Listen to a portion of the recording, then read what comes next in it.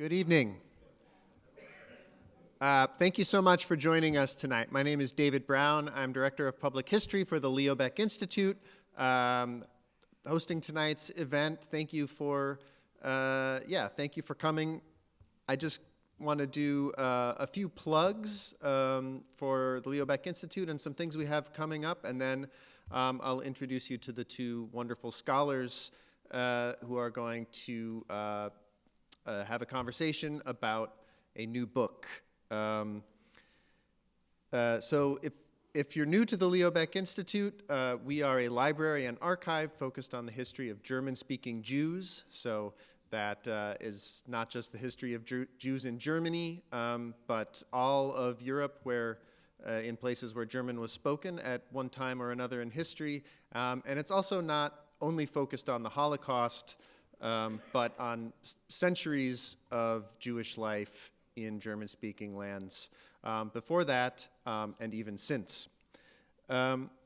We primarily pursue this mission by collecting. We have 80,000 volume library and archival collections that are an incredibly rich social history of German Jewish life, mostly donated papers from the families of refugees from Nazi Germany. And we also do events like tonight's book talk. I just want to give a couple plugs for some things that we're doing right now that are a little bit different than the scholarly book talks, which we will keep doing, which we've been doing, of course, for decades and we'll keep doing. But a couple things that are a little bit different that I'd like you to check out if you haven't already. Leo Baeck Institute has been making a podcast where we tell the stories of people from our archives, nearly all of whom had to flee Germany, Austria, or other parts of Europe, and it's based on original research in the archives and narrated by Mandy Patinkin. It's called Exile, and if you go to our website, lbi.org, you'll learn all about it. We just started releasing new episodes last week. It'll be coming out weekly for the rest of the month. And on February 24th through 26th, we're doing something very new for Leo Baeck Institute. We'll be presenting a dance theater performance by the choreographer Netta Pulvermacher, who teaches at the Jerusalem Academy of Music and Dance. Had a company for many years in New York, and this is her first time back performing in New York City in about a decade. And it's a very interesting meditation on post-memory, so the question of what it means to remember things that there are no living witnesses to, but that we experience through documents like the ones in our archives. This performance is called The Archive, and if you go to lbi.org, you'll find all the information about it. Tonight's program is about Saints and Liars, the new book from Debórah Dwork. And we are going to be selling copies of this book for $20, which is a substantial discount. So it's a great opportunity to pick up the book and have it signed by the author. So please see us outside after the conversation and get your copy. We'll also have a small reception afterwards. And so now I would like to introduce our two presenters for this evening. Debórah Dwork is the director of the Center for the Study of the Holocaust, Genocide, and Crimes Against Humanity at the Graduate Center of the City University of New York.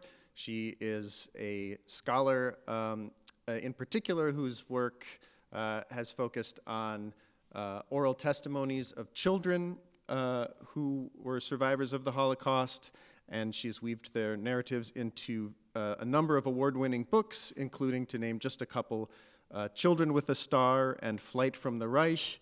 And this book, Saints and Liars, The Stories of Americans Who Saved Refugees from the Nazis, was selected by Apple Books as a winter's most anticipated book.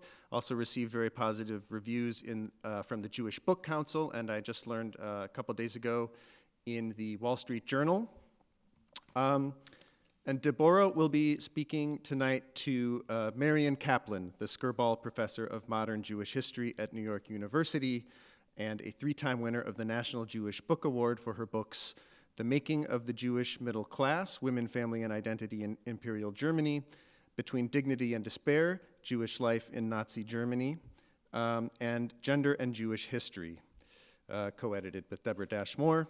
I should mention that both Debórah and Marion are longtime supporters and friends, advisors to the Leo Baeck Institute. Marion, I believe, worked here early in her career and had authored many of the sort of seminal volumes in our library using our collections, and was involved in our academic advisory board for many, many years. And Debórah Dwork is a current member of our academic advisory board, so we're grateful for their advice and guidance and expertise as Leo Baeck Institute, and also for their words tonight. So Debórah and Marion, please come up.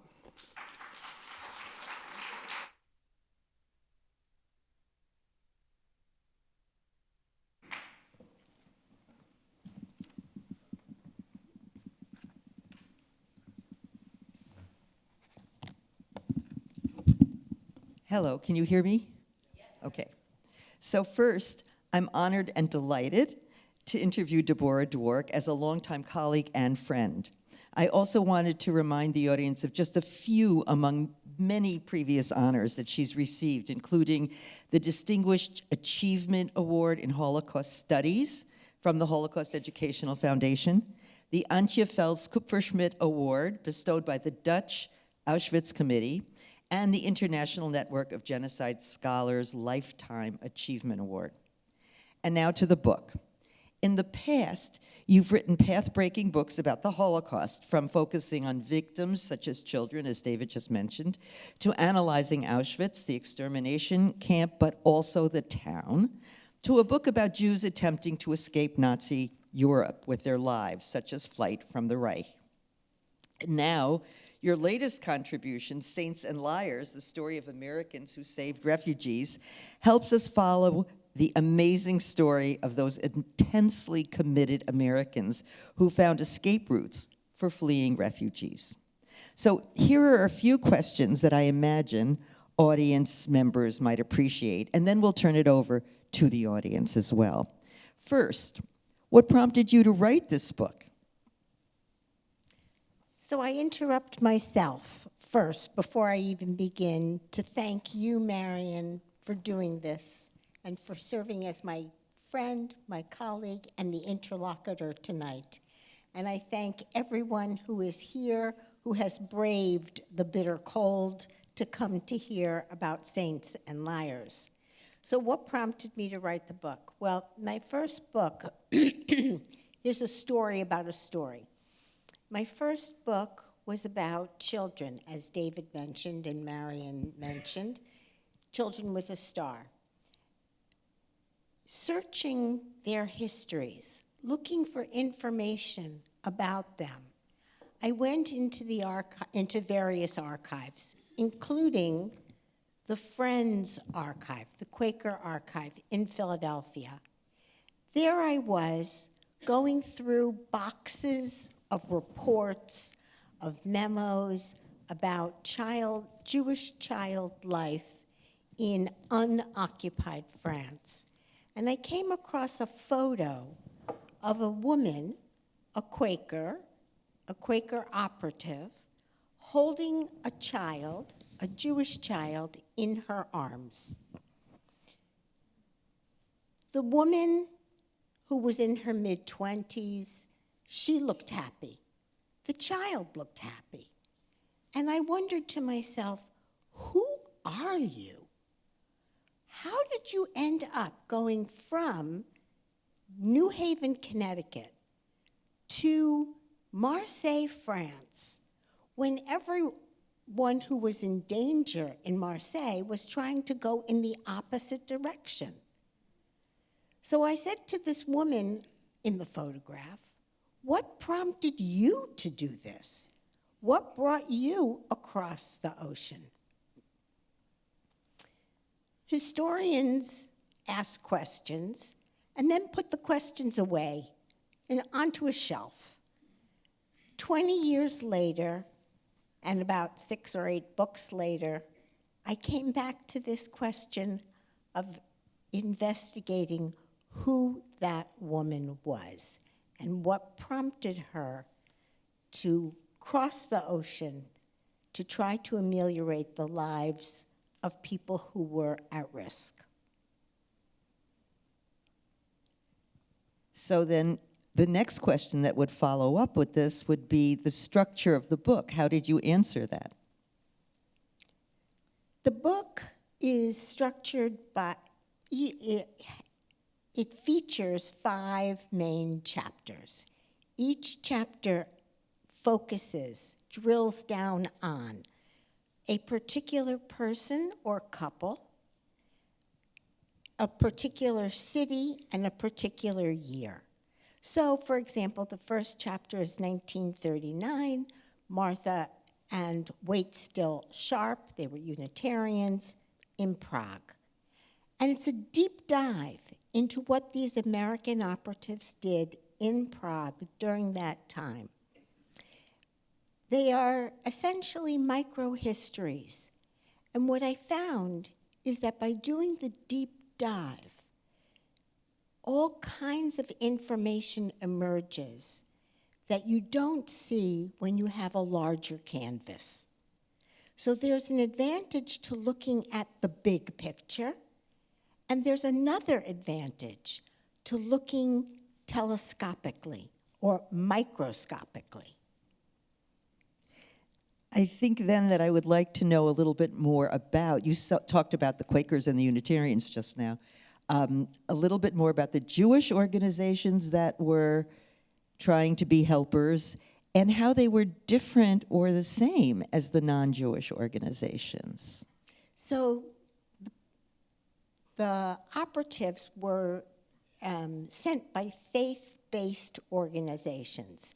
The Unitarians, the Unitarian Service Committee, the Quakers, the American Friends Service Committee.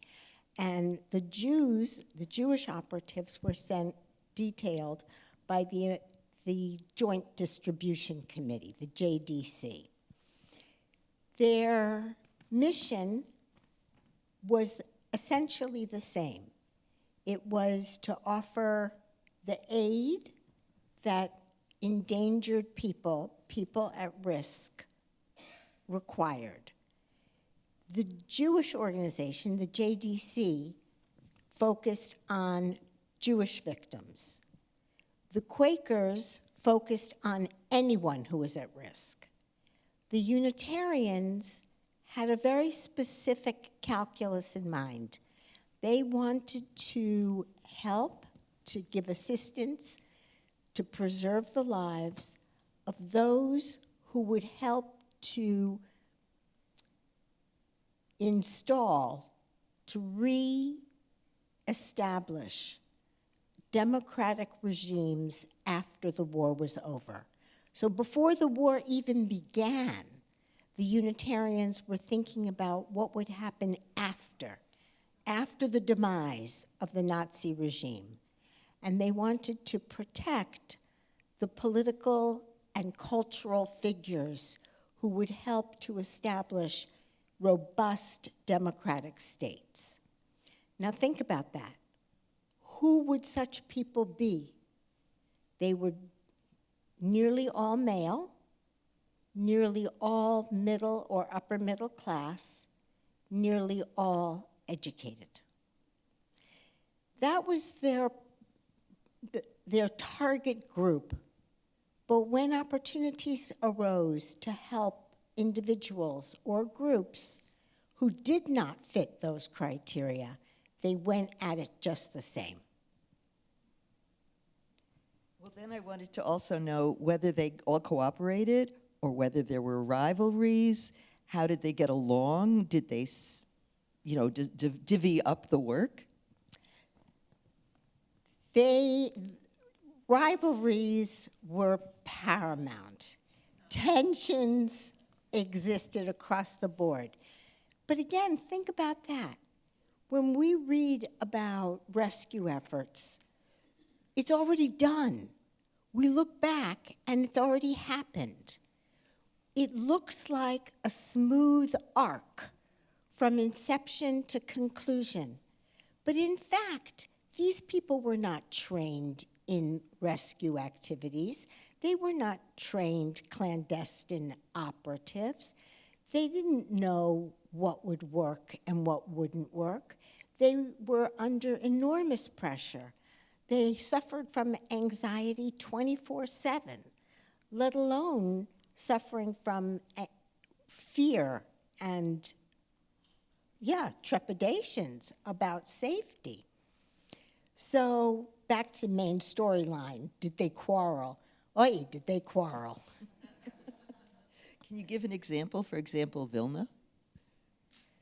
I think a better example. Or a better one if you have. Sure. A better example is Lisbon. Okay. A city very well known to you in your last book.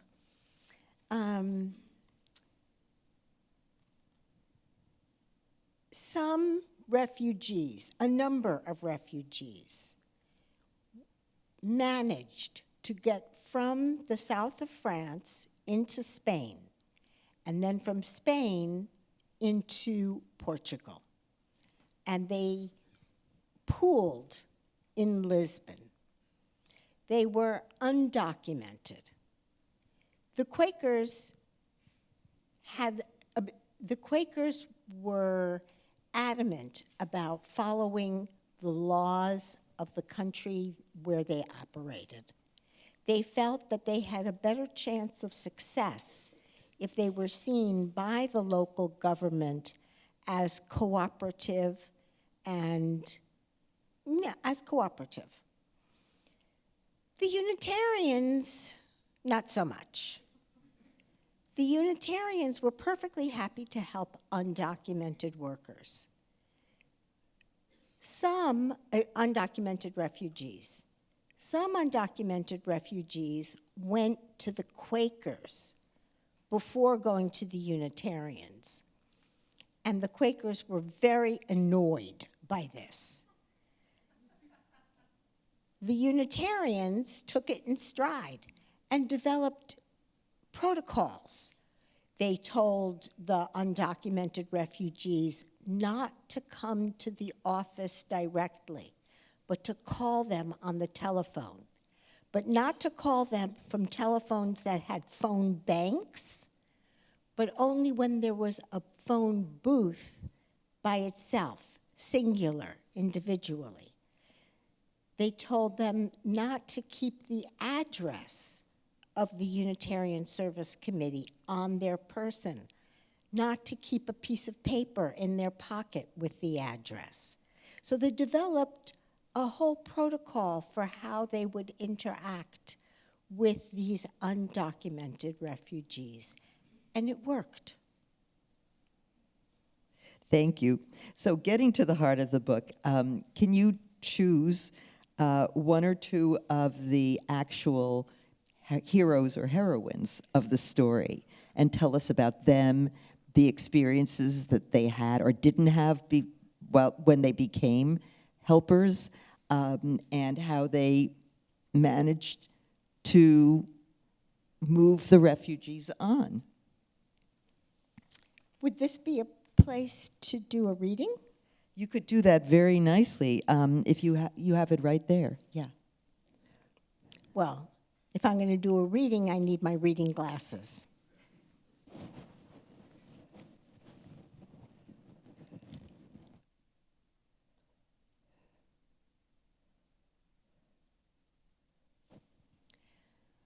Do some of you listen to StoryCorps or Unsung Hero? All right, well, if you like StoryCorps, try Unsung Hero. But my point is that this is a story, and the reading will take 5 to 7 minutes, so settle in for the story.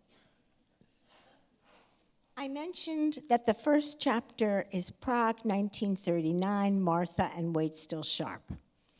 Waitstill was, they were Unitarians. They were sent by the Unitarian headquarters in Boston. Waitstill was a minister. Martha was Waitstill's wife. He was 37, she was 33. Most unusually, they left their 2 young children, Hastings and Martha Content. They left their children with friends while the 2 of them went to Prague to offer relief. Relief is meals, food, clothing, educational initiatives, medical care. Relief initiatives were to help the welfare of the refugees. As the situation got more dire, relief would not suffice, and their activities morphed from relief to rescue.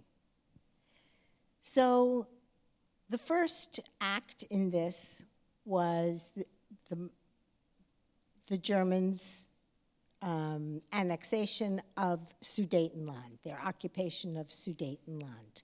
And that sent hundreds of thousands of refugees from the Sudetenland into Prague. The next act was the Einmarsch, the invasion by the Nazi regime of Czechoslovakia. With the Einmarsch, Martha and Waitstill channeled their energies into rescue activities. And not 10 days after the Einmarsch, well, you'll hear what happened to Martha.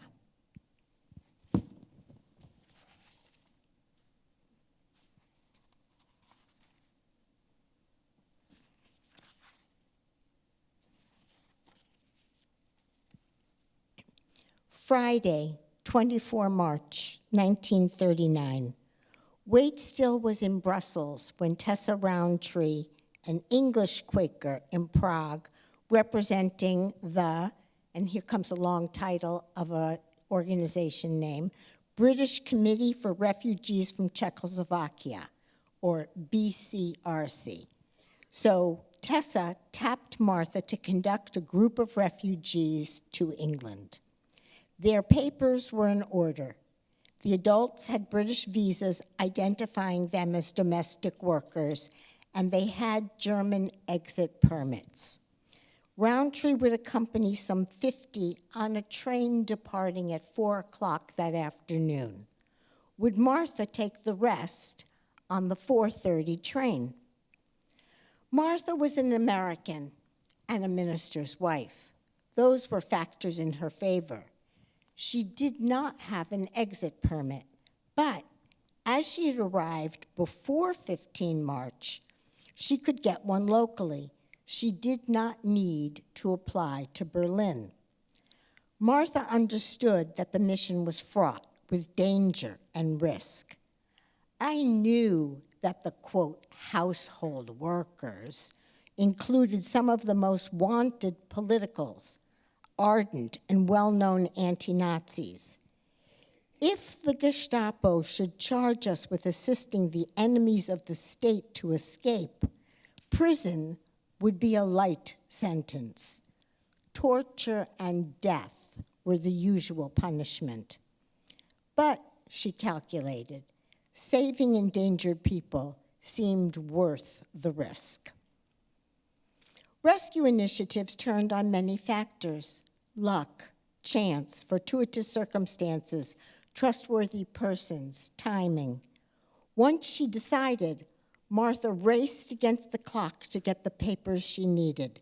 She turned to the U.S. legation, which phoned the Gestapo on her behalf, to ask for exit and re-entry visas.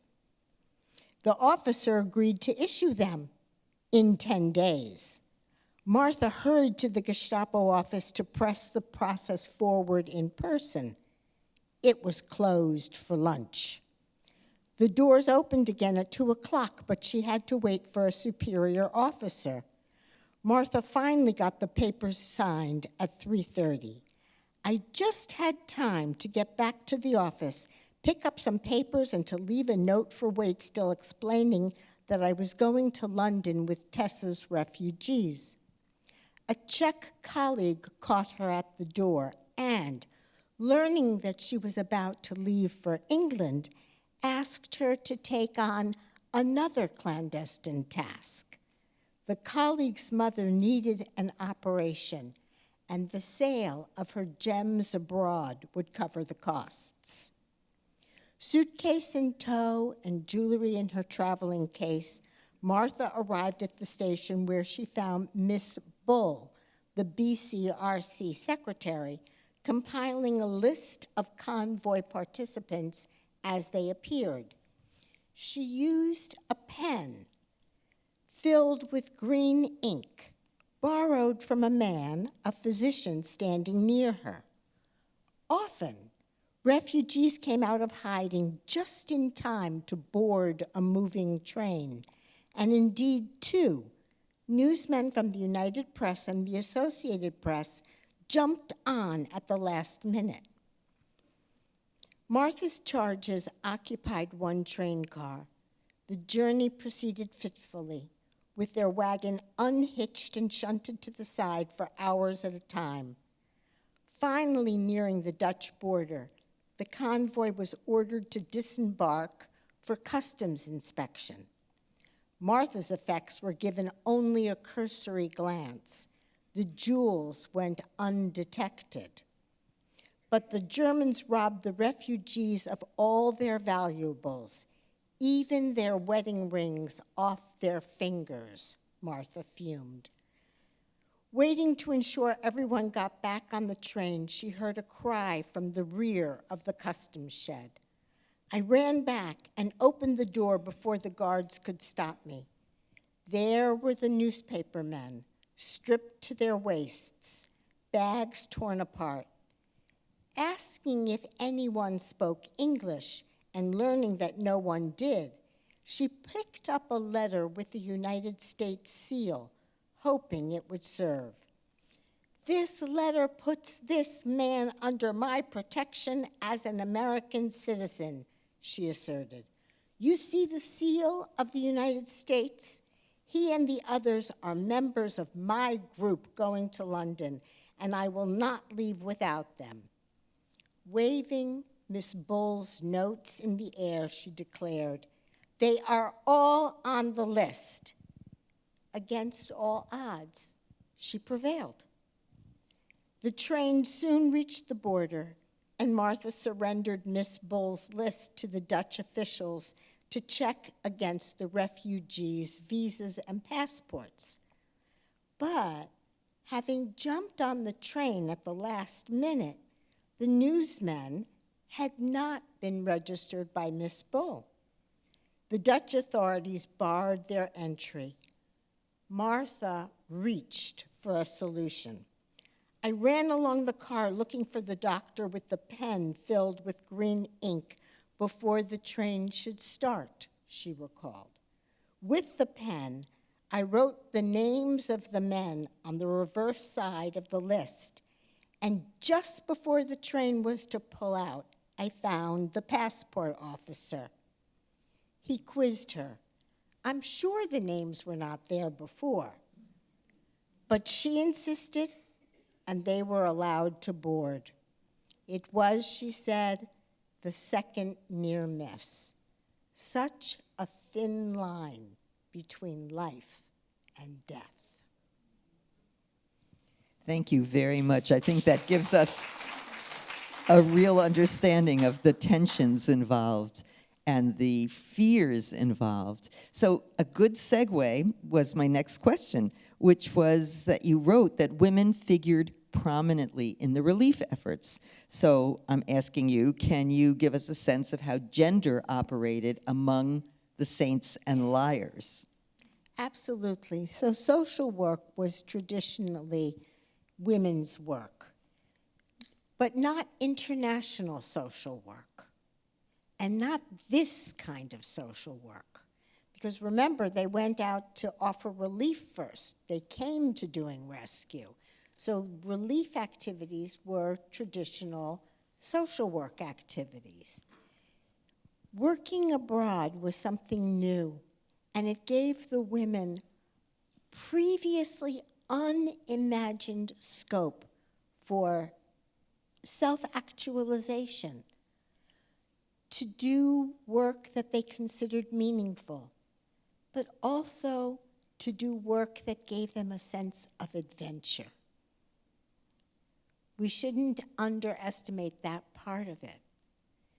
I mentioned that Martha and Waitstill left their young children, 7 years old and 2 years old, at home with family friends.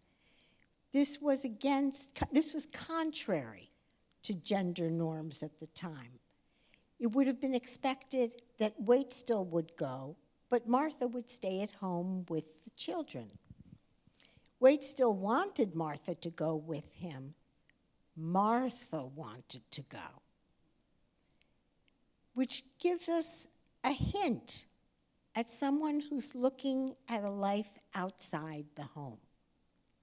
So that's not telling how gender operated, but let me continue to say that she was not paid. Waitstill's salary as a minister was covered by Unitarian headquarters. But she, although she was expected to work, to be totally involved in these relief activities, even though she was not meant to be paid, and she wasn't paid, which in the end ultimately led to her separation from the Unitarian Service Committee. She found herself a job, this is a couple of years later, she found herself a job with an organization that would pay her. And I'm not giving anything away, you'll still read the book, even if I tell you. She also ended up putting Waitstill away. Can you talk a little bit about one of the interesting women who ran the whole show, and that's Margolis in Shanghai? Laura Margolis, as Marion has said, she ran the whole show in Shanghai. So Laura Margolis was a JDC operative. And I can sum up Laura Margolis with a couple of sentences. This is from her. If I'd been a man, I would have joined the Navy to see the world. But I'm a woman, so I joined the JDC. And in fact, her first posting doing JDC work was in Cuba, where she helped refugees who had collected on that island, 5,000 refugees. She helped unjam the log jam, not very elegant way of saying it, but she helped open up the log jam to have them move along to their next destination. When refugees began to collect in Shanghai, the State Department wanted her to go there and asked the JDC to send her there, which the JDC did. So Laura Margolis went to Shanghai. Unlike the other operatives who started with relief activities and then their work morphed into rescue activities, Laura Margolis's job was to get the refugees moving to their next destination. But after the bombing of Pearl Harbor, she ended up responsible for this refugee community of 20,000, cut off from the rest of the world. How was she going to find food to feed them, medical care to preserve their health, educational programs for children? It was up to her to help this community maintain itself until the end of the war, and she did it. It's just daunting listening to what she had to do. It's amazing. She was amazing. So my favorite question that I want you to try to explain, you write about saints and liars. So we know why they're saints. They're really good people. They try to help everybody. Why are they liars? Well, the Quakers would never say that they were liars. But, as you know, one of the Quakers would say that when he was in situations in which he had to act unquakerly, he would take off his Quaker hat, say what he had to say, do what he had to do, and then put his Quaker hat back on. As you can imagine, the operatives faced many challenges. And sometimes the best way to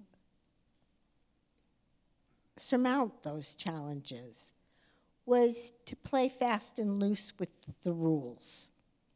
Not necessarily with the truth, but with the rules. And an obvious example is currency manipulation. So currency, it had set exchange rates. But there were people who were desperate to exchange their money on the black market.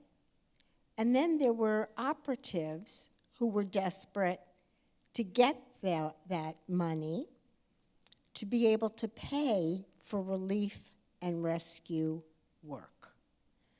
So, for example, Waitstill engaged in illegal currency transactions.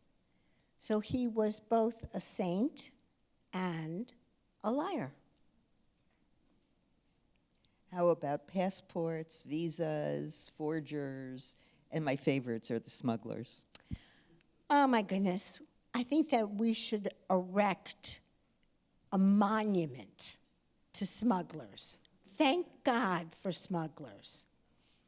There were smugglers who smuggled contraband before the war. So they smuggled contraband from France into Spain or from Spain into Portugal. And then during the war, they moved from contraband material to contraband goods to contraband people, Jews and political dissidents. And they smuggled them across borders. So think about it. Who else is going to guide people at risk over the mountains, over the Pyrenees? I think we are in their debt. And eventually, some of the operatives became smugglers themselves. Papers. They knew full well that people could not get, the operatives knew full well that people at risk did not have the papers they needed. And they happily engaged counterfeiters to develop, to produce papers for them. So they knew perfectly well that these were not legitimate papers, and they knew perfectly well that they could not obtain legitimate papers. They knew perfectly well, for example, that refugees could not, for example, get married. I said something really startling. They could not get married because getting married required papers. And papers invited surveillance. So I see that we're running short of time, so I have one last question that I would love to ask. And you say this at the conclusion, but you make the point elsewhere as well. You draw our attention to the role of luck and of unpredictability. And maybe you could say a few words about that. I would love to. What this book did was highlight for me the role of the irrational and the unpredictable. Luck, chance, fortuitous circumstances, timing. We saw how all of that operated in the reading that I did. We all know that those unpredictable factors, luck, chance, fortuitous circumstance, we know how they operate in our own everyday lives. But somehow, when we think about the past, we strip these away. We strip away the colors, and we see the past as black and white and flat. Working on this book made the past as vibrant as the present for me. Now, I have to say that I have recorded the oral histories of hundreds of people who were helpers or who were victims and survivors during the war years. And they talk about luck, chance, fortuitous circumstance, timing. They talk about it endlessly, but I wasn't hearing it. I wasn't paying attention properly. But as I said to you, historians put things away for 20 years and then take them out and say, oh my, that's new. And that's exactly what happened in this case. Another is the irrational. Why help this person rather than that person? Well, it could be because this person fits the calculus of criteria. But it also can be because that person appealed to them. Think about why you chose your partners. Did you have a checklist and say she, he, they fit the checklist? Or did you choose your partner because that partner you liked that person? So there's the role of the irrational and the power that it has in shaping our lives. It shaped their lives too. Thank you so much. Now it's your turn, and I'm sure there are questions from the audience. Sir, and then it's a bakery. You're number one and you're number two.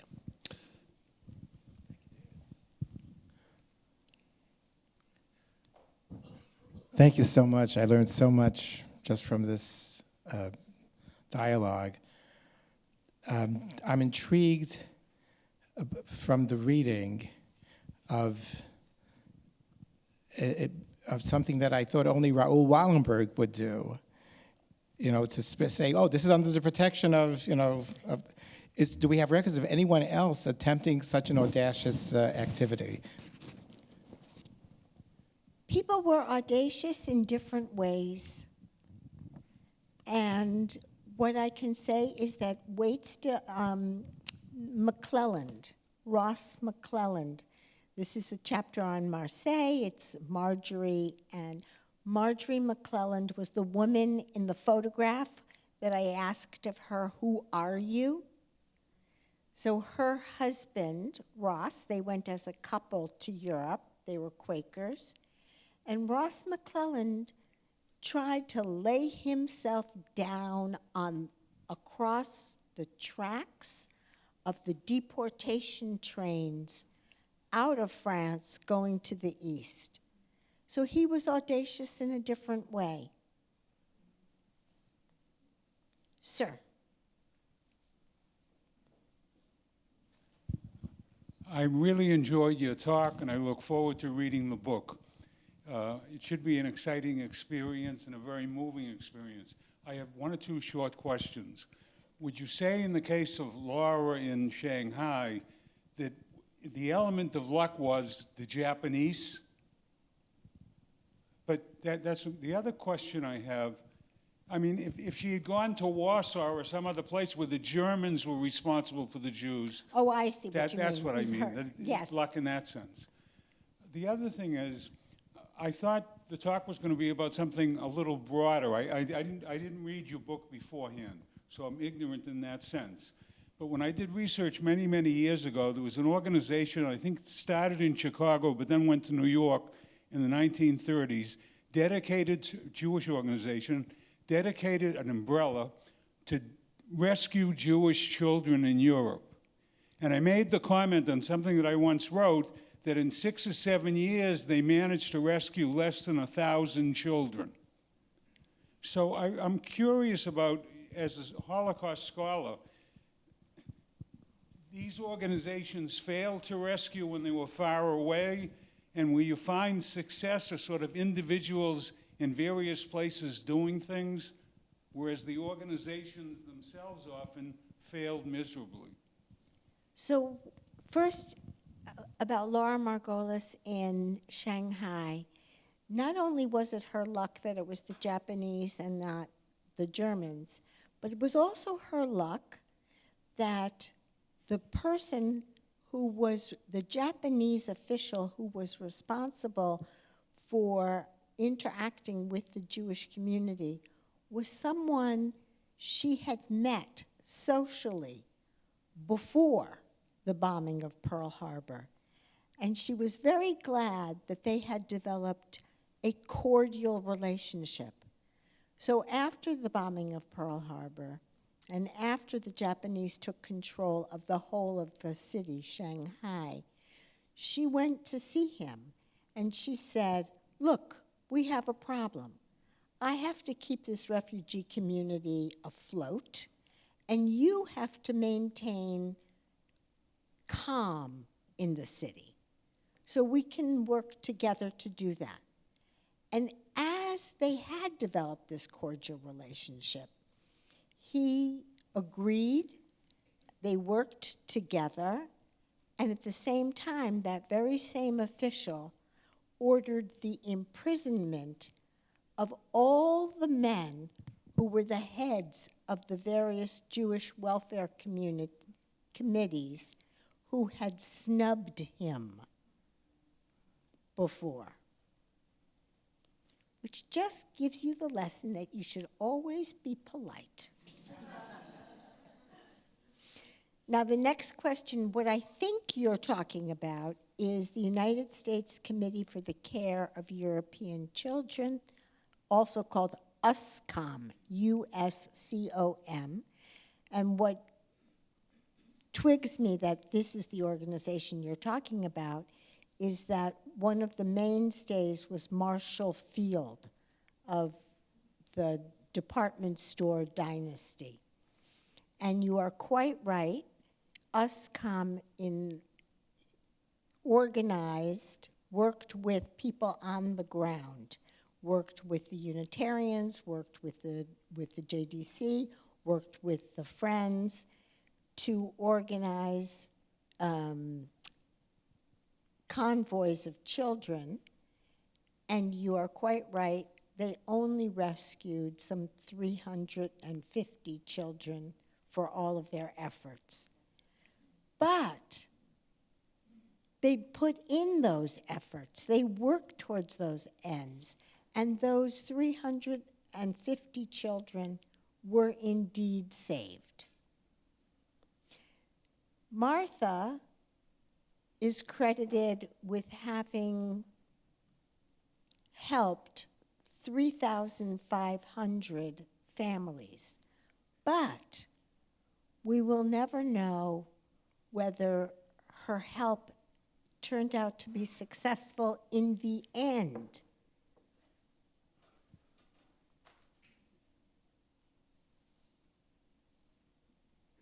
Ma'am. I have a loud voice, so maybe. There's a mic right behind you. So you were very helpful to me one time, and I have taken on the concept of the role of the unpredictable in the book that I've just about completed, about my extended family's dispersion to Shanghai, India, everywhere. And the question of unpredictable and where it saved your life. So I'm curious, here's an example, and I'm curious if you found other ones. My grandfather was arrested for the second time in Vienna and in prison, in the local police prison. And as it turned out, it's my inference that the fact that he was in prison on a penal charge saved him on Kristallnacht, because he wasn't in the streets or at home to be rounded up to go into preventive custody. And his letter home said, you know, I'm here in my cell with my roommate. So I'm curious if there were other examples where situations that appeared to be danger, in fact, turned out to be save somebody's life. Absolutely. Yes, I can tell you absolutely yes.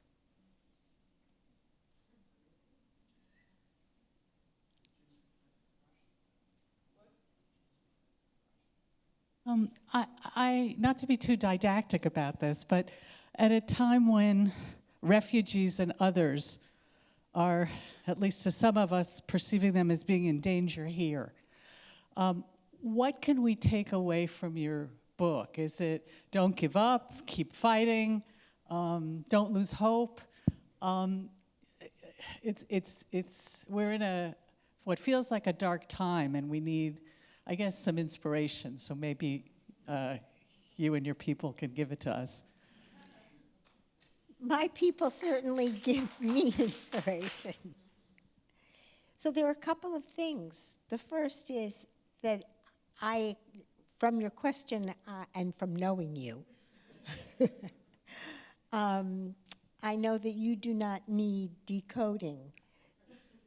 But I do think it's this emphasis on the news about people who are undocumented. Well, what do you think refugees are? Do people... So history can show us how being a refugee and being undocumented are like peanut butter and jelly. They go together.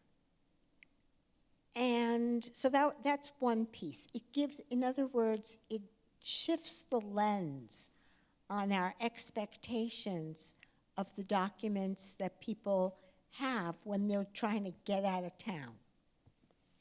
The second is to recognize how ironic it is that we celebrate people like Laura Margolis, like Martha Sharp, and yet when we listen to the news and we hear about smugglers, we are to think that they are lawbreakers. We don't see them through a heroic lens. And yet history would teach us to do just that. Which is why I say that as a Jewish community, we should erect a monument to coyotes.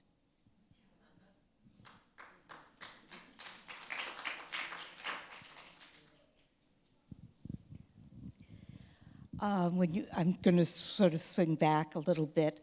when you were talking about the very, very tiny number of children that were brought into the United States compared to, say, the thousands that wound up in England.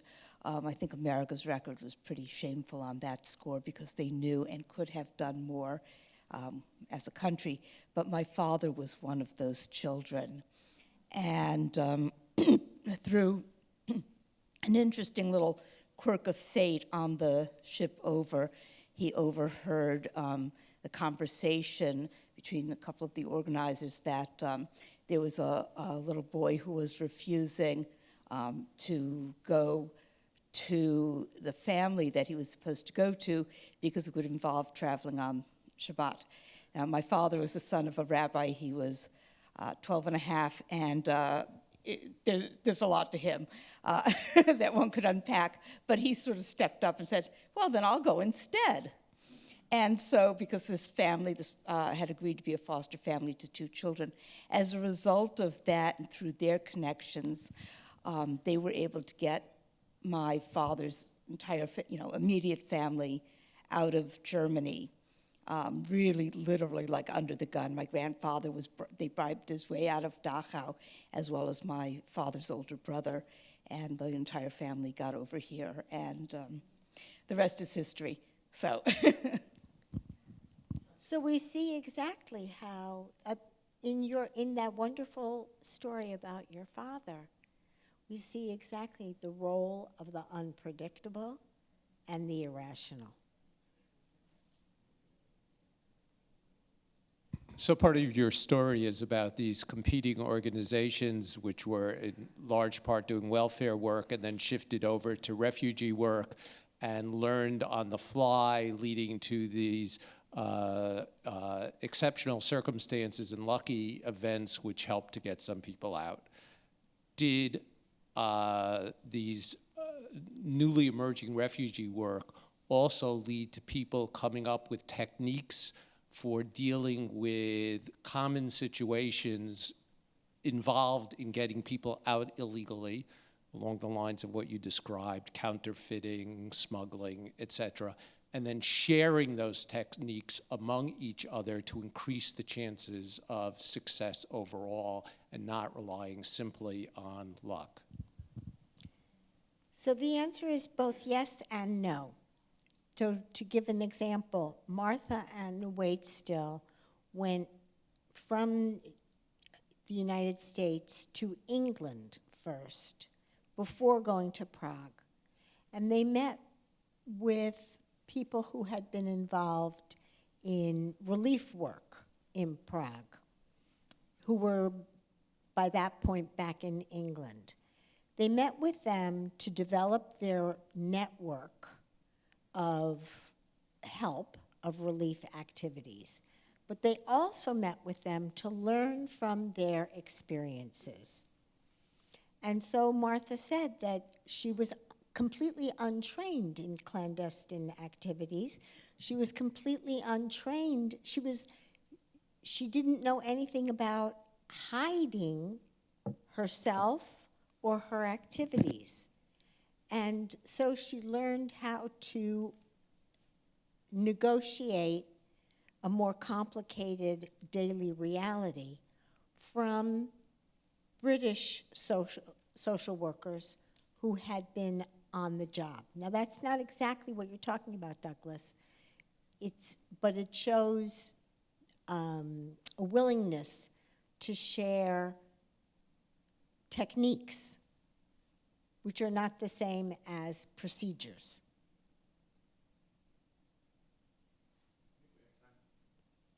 We have time for one more, and then we'll have a chance to continue the conversation outside over a reception. Thank you for this very interesting dialogue. I am interested in your research practice and whether these were first-person interviews with people related to these people. Are there archival materials? How did you go about getting this research done?